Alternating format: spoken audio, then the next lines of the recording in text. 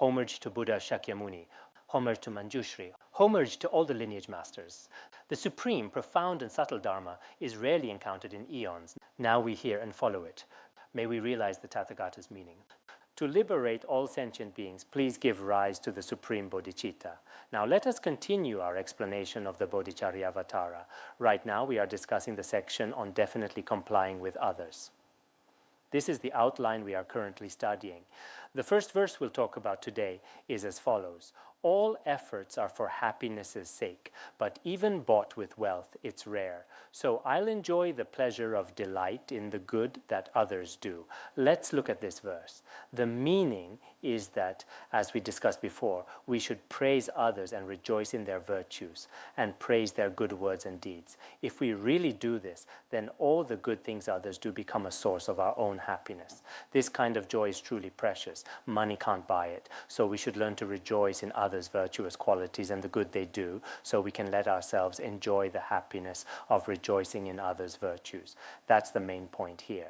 There are a few ways to explain this verse. Generally, in Mahayana practice, everything we do should be a cause for happiness for both ourselves and others. This is something everyone should understand. Generally speaking, for anyone in the world, all their actions and behaviors are causes for their own happiness. But for those of us who have generated bodhicitta, what we do should become a cause for the happiness of all beings.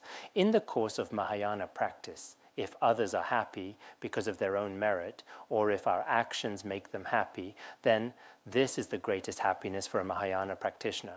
Such happiness is truly rare, and it can't be bought with any amount of wealth.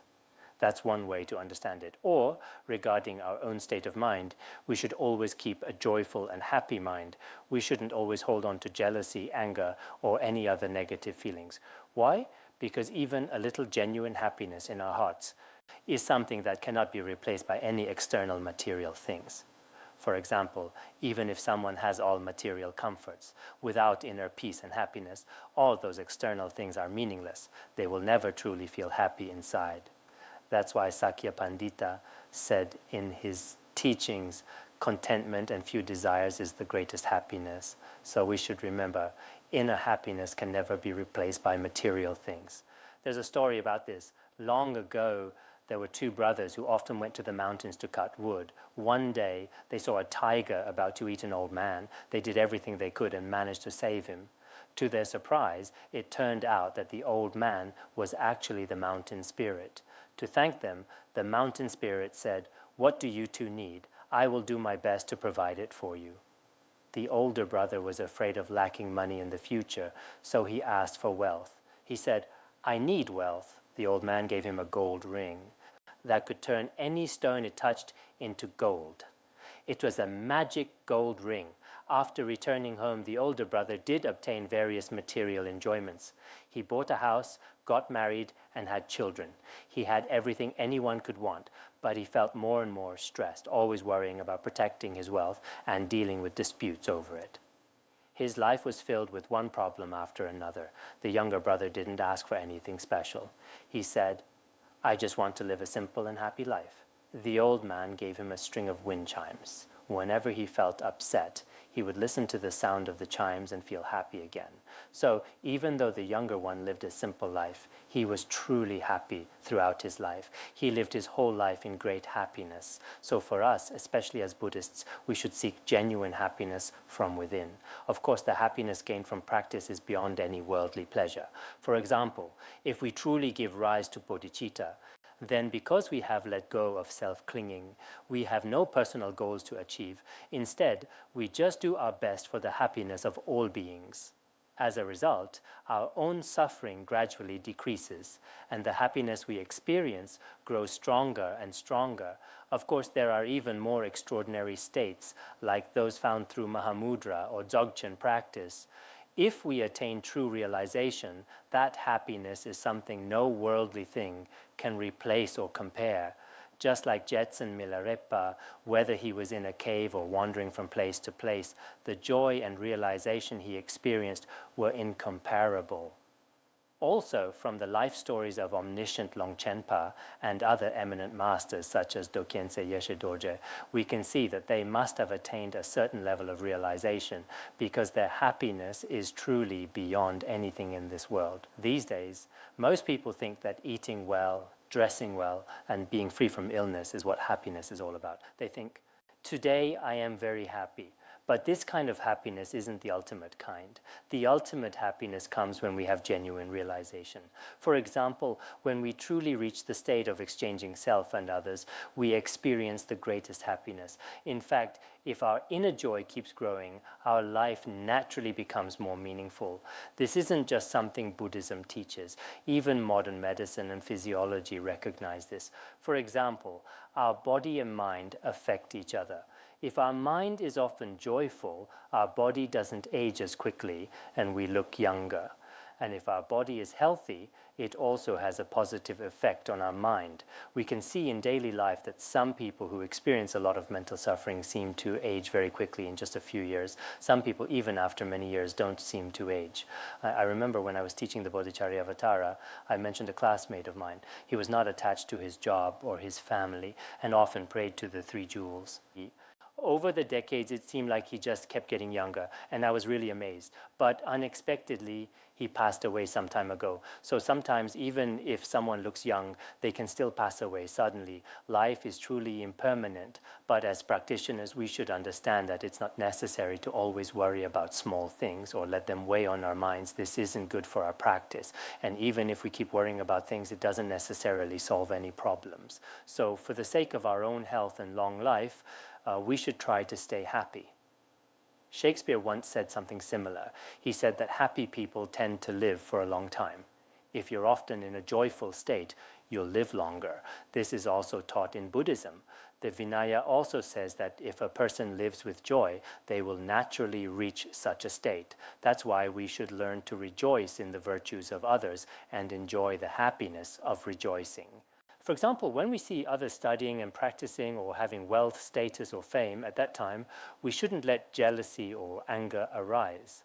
For example, when someone becomes a chant leader and chants beautifully, some people may feel so jealous that they may even turn off the recorder immediately because their jealousy is so strong hearing others sing so well, they just can't stand to listen.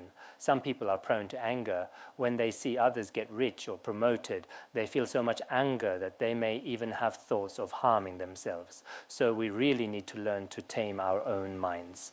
His Holiness also said, as Mahayana practitioners, no matter what environment we're in, we should never lose our sense of joy. No matter who we interact with, we should always maintain a joyful attitude and get along harmoniously. He stressed this repeatedly. People with poor character tend to create trouble in a group, making everyone around them unhappy. Even just riding in a boat or car together, for example, traveling 20 kilometers together, they might say, I want the window seat, don't touch me. Why are you looking at me? So people with difficult personalities are always unhappy, no matter what. They just perceive everything in a negative way. Some people, no matter which workplace they're in, always feel that everything is complicated. Even in a Dharma group, they may think the Sangha or the teacher's attendance are all very complicated. But it's because their own mind is complicated. They tend to see everything as complicated and negative. They never see things positively. They look at others and think, this person is bad, that one is stupid, that one is even worse. In their eyes, there's not a single good person. For such people, they can hardly obtain happiness. Sometimes it really is like this. They can't stand what people say, can't stand what they see, and can't understand others' deeds. So for them, the whole world seems gray and gloomy. It's as if they are wearing dark glasses. Everything is distorted and looks gray. So as practitioners, we should try to stay in a joyful state. Of course, everyone has their own idea of what happiness is. For example, from a worldly perspective, Engels once wrote in his work on freedom that the happiest thing is to sit in a garden on a bright spring morning with a cigarette in mouth, the sun shining on the back, and reading a book. For him, reading while smoking was the greatest happiness in the world. The French writer Balzac once said that to him the greatest happiness was writing while drinking coffee. As for Teresa Teng, from childhood until her passing, she always felt happiest when singing for others. She truly loved singing. But for those of us who have generated bodhicitta, as long as sentient beings are happy, we feel happy too. This is our principle. Whether we can actually do this depends on each person's capacity and motivation. But we should cultivate this mindset. When we see others living well, even a little happier, we should feel happy for them. Whenever we see any being free from suffering, we should rejoice. Rejoicing in others' virtues is the spirit of Mahayana practitioners. Or you could say, savoring the taste of the sublime Dharma is truly the greatest happiness of all. I think many of you here have experienced this. After going through all kinds of ups and downs in life, many people realize just how incredible the effect of the Dharma is on their minds. So, whenever we receive profound teachings with extraordinary blessings from our teachers, we should feel deep and lasting happiness in our hearts. In the past, His Holiness Jigme Phuntsok Rinpoche also spoke about this. He said that in his later years he traveled to many countries, saw the world, and received respect and admiration from all kinds of people. He enjoyed many worldly pleasures, the pleasures of the senses such as sights, sounds, smells, and tastes. But he always said that nothing compared to his younger days studying in Sershul. Back then, every day he received the nectar of the Dharma from his teacher Tubga Yishin Norbu. He often said those were the happiest days of his life and often recalled those times. Whenever he did so, he would be moved to tears. I think this is true for many people.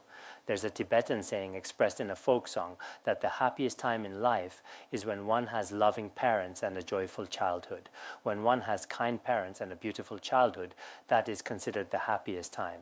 So for many of us, including myself, I often think that the happiest times were when His Holiness was still alive and we could listen to the Dharma in His presence, free from worries.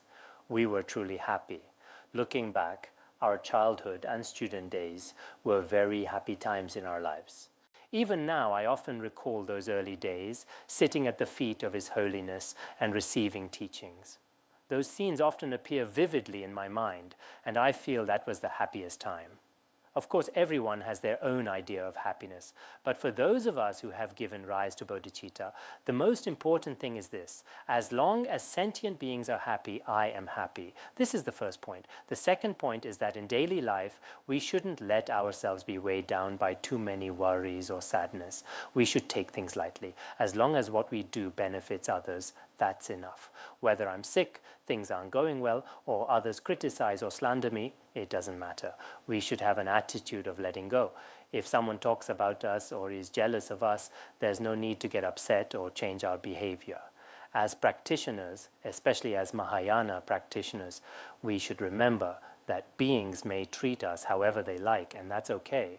Because when we gave rise to bodhicitta, we already offered ourselves to all beings. So whatever happens is natural. If you think this way, you'll be able to let go when things don't go well. Otherwise, even small things will keep troubling you, making you not be able to sleep at night and have no energy during the day. Always in such a troubled state might even make one pass away early. It's hard to say what may happen. So after generating bodhicitta, we really shouldn't be too attached. Too much attachment just brings more suffering. Next, let's look at the second verse. For me, there will be no loss here, and in the next, great happiness.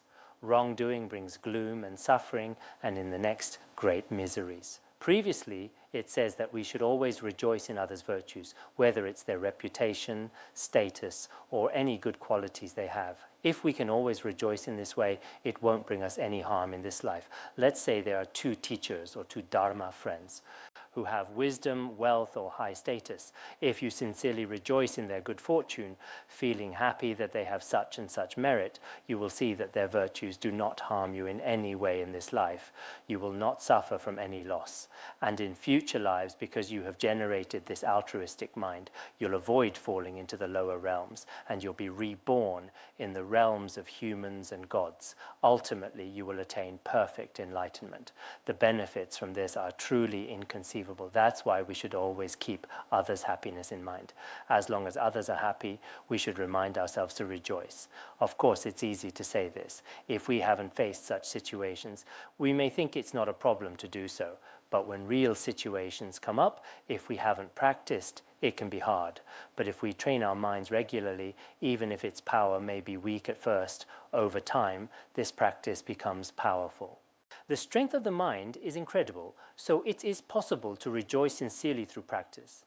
Some of us here may have had this experience, myself included. Looking back on my middle school, I feel a bit embarrassed. I had a lot of anger and jealousy, especially when I saw classmates doing well. I really wanted to fight them. Not only did I think it, I actually did it sometimes. But later, thanks to the blessings of my guru and receiving Mahayana teachings, although as an ordinary person, I cannot get rid of these habitual tendencies completely, I can say that my jealousy, anger, and many other afflictions have gradually transformed. I believe everyone can enjoy the pleasure of rejoicing. This practice brings no harm in this life, and you'll be very happy. As long as there's no jealousy or anger in your heart, you can be happy whatever happens. However others treat you, it doesn't matter, because you have bodhicitta. Always remind yourself, I have given rise to bodhicitta, and I can accept whatever others do to me. Without this mindset, we can easily fall into pain and worry. On the other hand, as the verse says, wrongdoing brings gloom and suffering if we don't rejoice in others' good fortune and instead feel anger, jealousy, or resentment. Then we will definitely experience great suffering in this life. We'll always be in pain. This is easy to see. People with good practice often look bright and happy, and they get along well with everyone, always happy and joyful. But if someone is full of afflictions and can't tame their mind, they'll feel unhappy no matter where they are or who they're with. And in future lives, the miseries will be even greater. For example, if you often feel anger or jealousy toward your Dharma friends, this will definitely bring negative results in your future lives. The suffering that comes from this is beyond what we can imagine right now.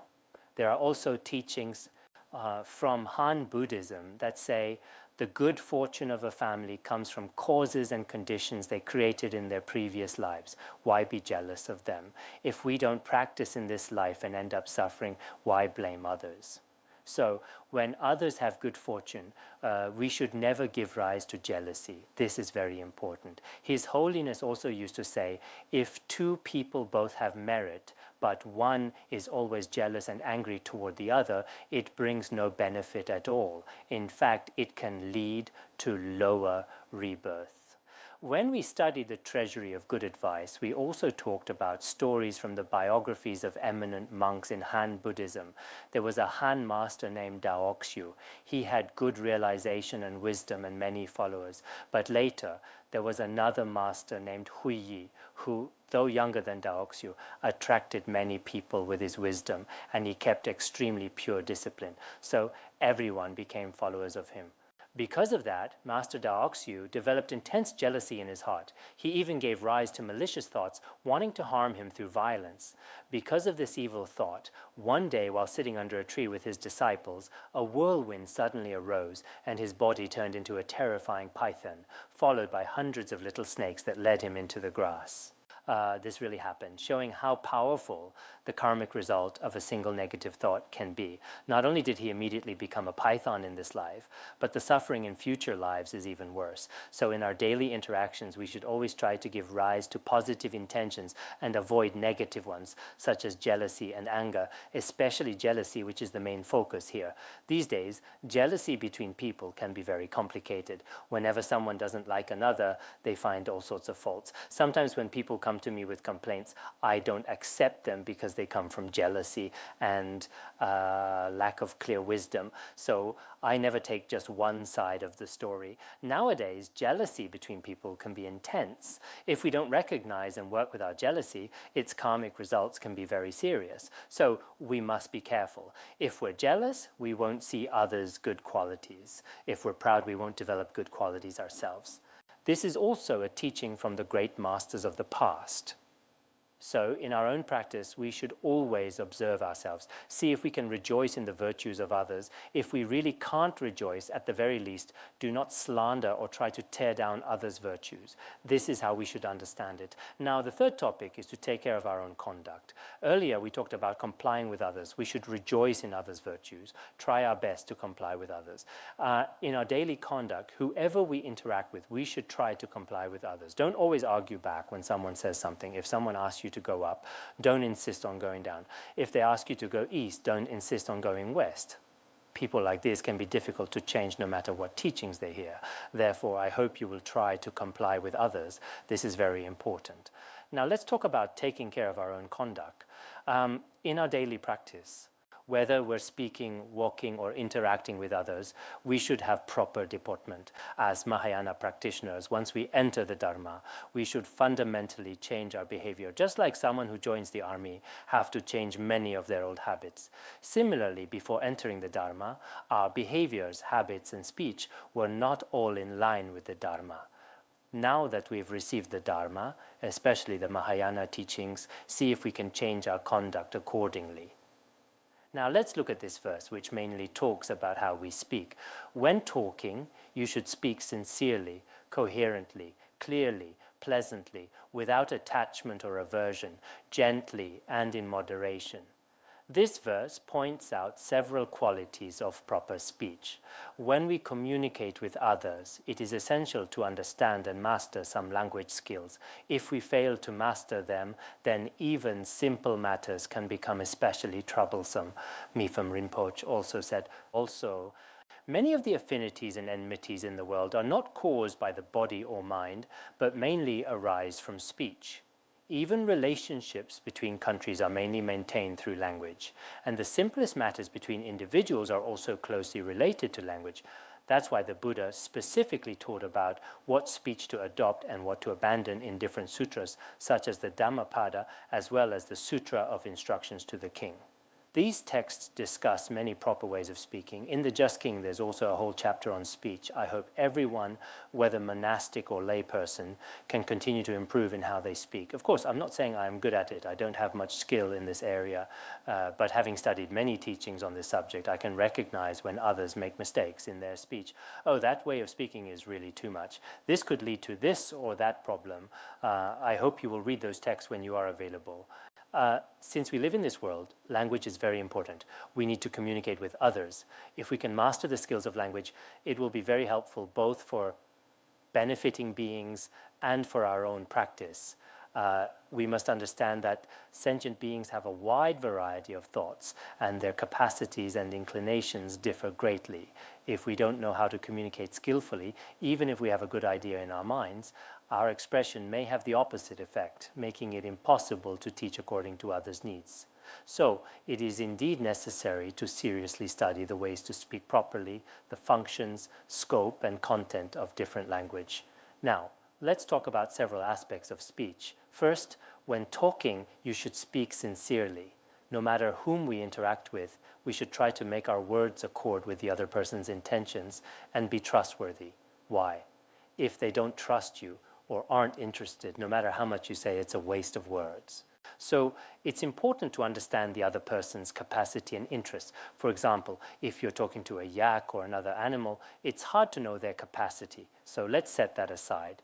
But when talking to people, you need to know their background, their interests, their level of understanding, and so on. If you don't know, for example, if you talk to a PhD student about first-grade topics, they probably won't be interested. If you talk to a first grader about university-level topics, they won't understand. In this way, communication breaks down. Among the 10 great disciples of Buddha Shakyamuni, Venerable Purna was especially known for his ability to teach according to people's capacities. No matter who he interacted with, he would first find out who they were. If he were talking to a doctor, he would use medical terms. If it were an official, he'd speak in a way that fit their background. If it was someone else, like a religious person, or a farmer or a worker, he would use language that made sense to them. This is the skillful means of speech. Of course, this isn't about pretending or trickery. In the world, there's a saying about the owl. When it sees birds, it shows its wings. When it sees beasts, it shows its claws, just to trick others. That's not what we mean here. Our motivation should be to genuinely help and benefit beings. To interact with others, we need to know their capacity. So we should first be the ones others can trust and rely on, know their background before interacting. This is the first point. When talking, you should speak sincerely. The next point is coherently and clearly. When we talk to others, our words should have a clear topic and main point. If you talk for a long time without having a clear point and no one knows what you're saying, your words are meaningless. Sometimes people jump from one topic to another, and after listening for a while, you still have no idea what they're trying to say. That's not helpful. Be clear.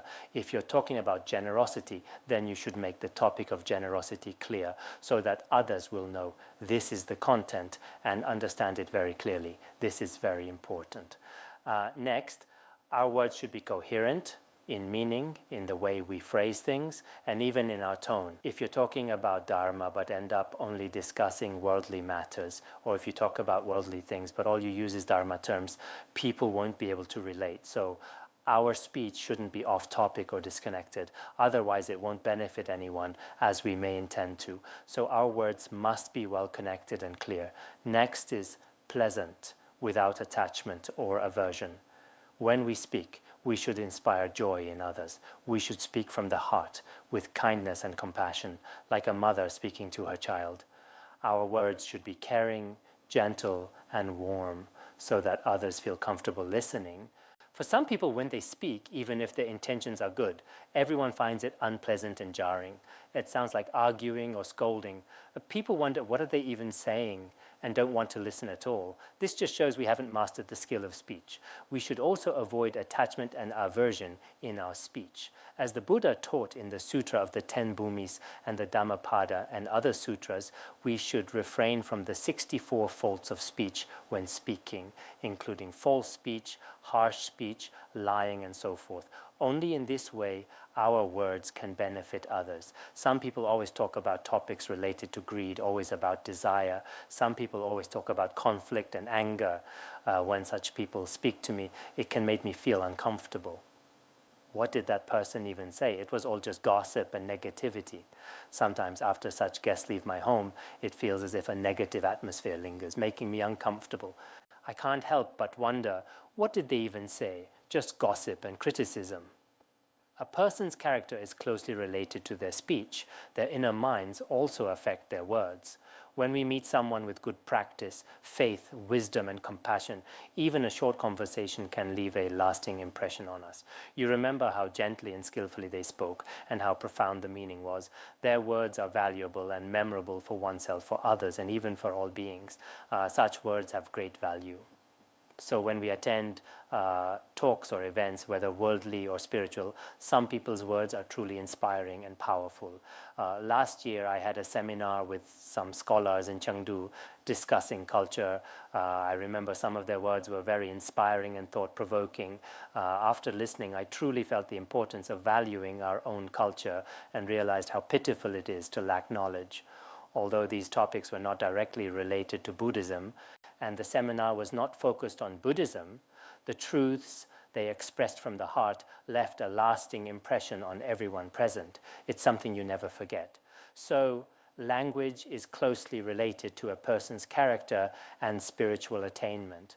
Those who practice well generally do not gossip or use words of greed and anger. They almost never speak words of affliction. Every word and sentence they say is true and meaningful. It should be like this. On the other hand, for those who tend to see the negative side of things because their minds are defiled, their speech is likewise impure and of no value. Spending time with such people for a brief time can bring about afflictions and discomfort for the whole day. So everyone should pay attention to their speech. Of course, some people may think, I don't need to study the Bodhicharyavatara. I already know how to speak. I've been to university. But in what you have learned, there may not be any fundamental teachings on how to generate bodhicitta, speak, and conduct yourself. Not to mention the conduct of Mahayana practitioners, even the basic etiquette taught in the Vinaya of the Theravada tradition cannot be found in any university textbook.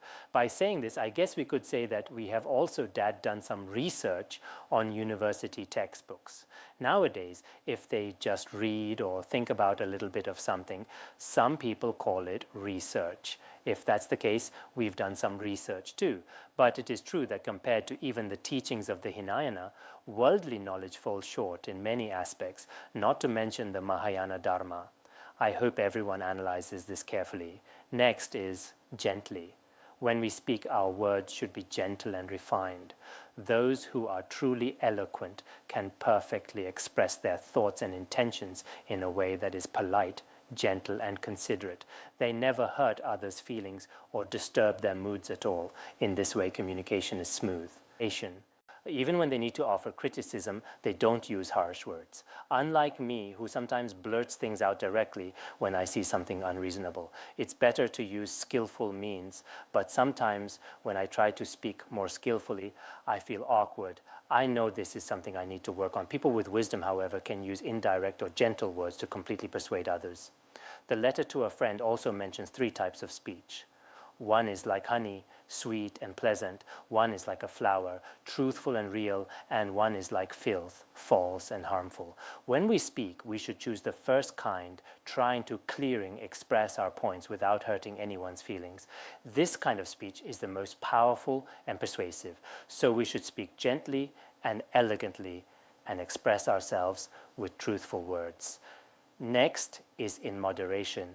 When we speak, our volume should not be too loud or too soft, and our speed should not be too fast or too slow.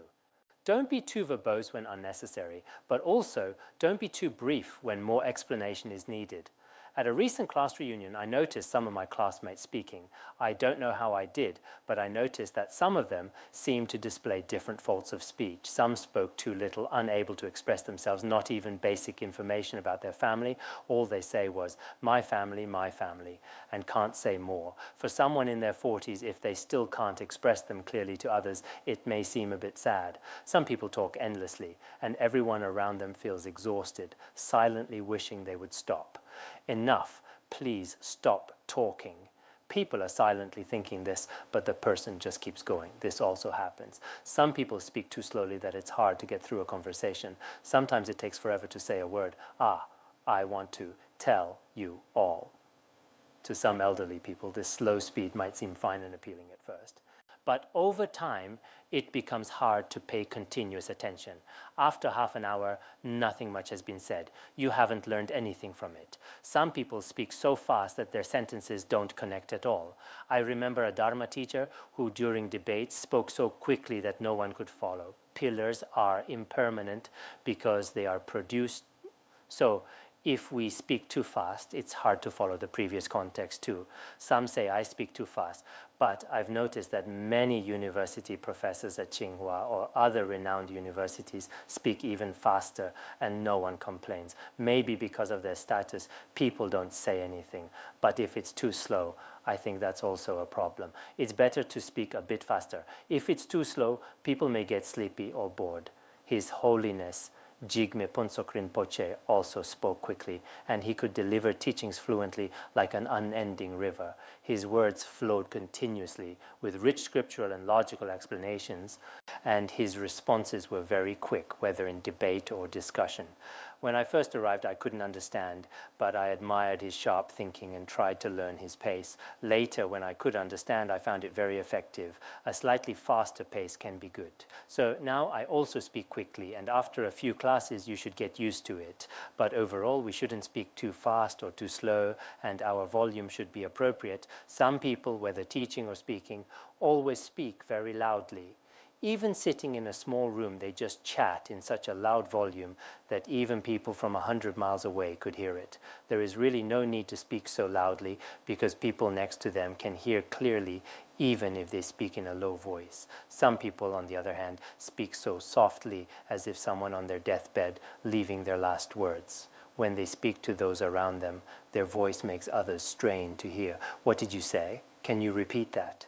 That's not good either. In short, according to Mahayana Buddhism, whether we are teaching the Dharma or just communicating in daily life, it is very important to have skill in language. Next, we will discuss when you look at a sentient being, think that it's only due to them that you'll awaken to Buddhahood and look sincerely, lovingly. Whenever we see any being, we should not focus on their faults or shortcomings. Instead, we should look at them with loving kindness and compassion, just like a mother looks at her child. We should look at all beings this way, whether someone is wealthy or poor, noble or humble, has a high status or is just a servant. We should always look at them with a compassionate gaze. We should not glare at them with anger or look at them with disgust or aversion. That's not the right attitude.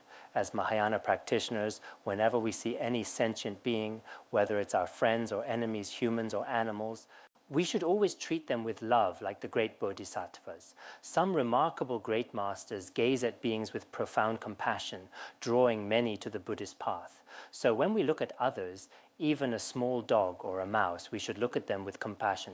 There was once a yogi in the Himalayas who found a mouse freezing in the morning. The mouse was dying. He immediately picked it up and comforted it. "Little mouse, don't be afraid. I will protect you." The little mouse replied, "Old Lama, thank you so much for saving my life." There are stories like this. So we should try to interact with all living beings in this way. There was also an American who often greet dogs saying, "Hello, puppy, how are you?" Someone I know can imitate this well, but I can't. Some may not study Buddhism, yet they treat all animals with kindness and respect as if they were their good friends. If you have such a kind heart, you will never look at them with anger. But some people often act differently. For those above them, their attitude and gaze are especially kind and gentle. And for those they feel irrelevant, they look at them with a different attitude. When they see a superior or someone wealthy or powerful, they are especially enthusiastic. "Ah, it's such an honor to meet you. How about we leave our number so we can contact each other in the future?" But towards those whom they find not helpful, they show indifference and treat them differently. But for those who have generated bodhicitta, they no longer act for their own sake, but regard all sentient beings as their parents because they know only through them can they achieve Buddhahood. They sincerely think this way in their hearts. For a Mahayana practitioner, from the initial generation of bodhicitta all the way to Buddhahood, all these are achieved depending on sentient beings. It's impossible to first give rise to supreme bodhicitta without sentient beings as the object. When we take hold of bodhicitta, we aspire, "May I liberate all sentient beings and establish them in Buddhahood."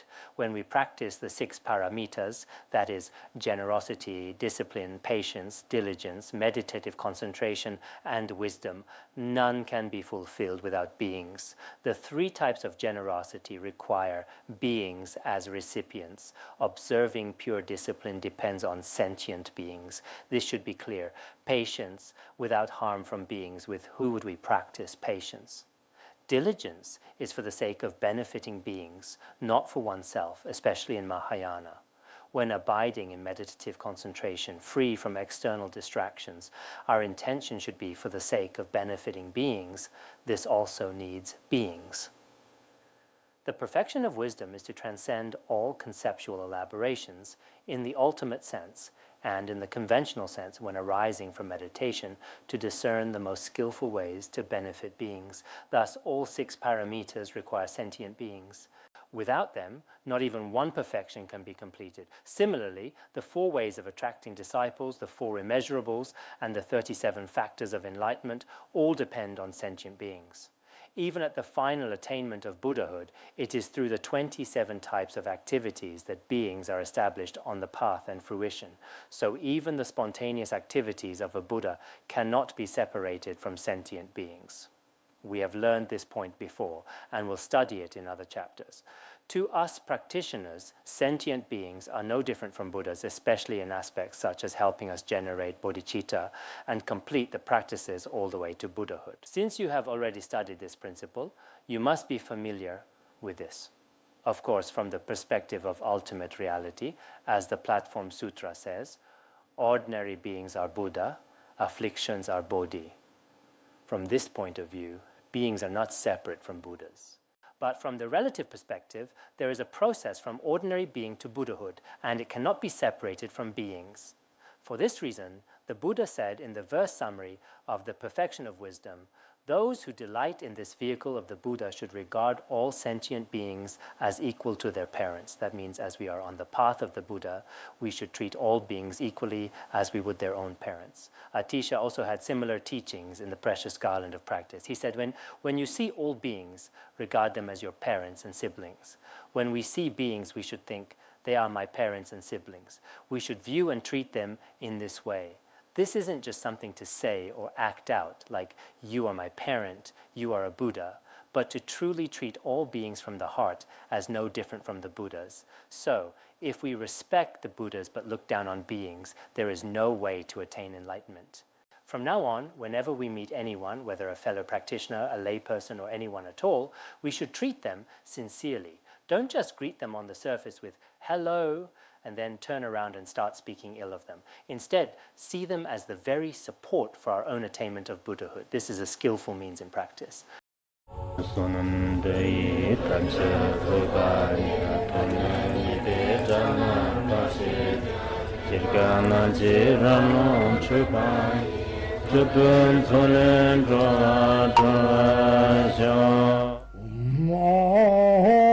Bandara Badna Sodargye Bandara Badna Sodargye Bandara Badna Sodargye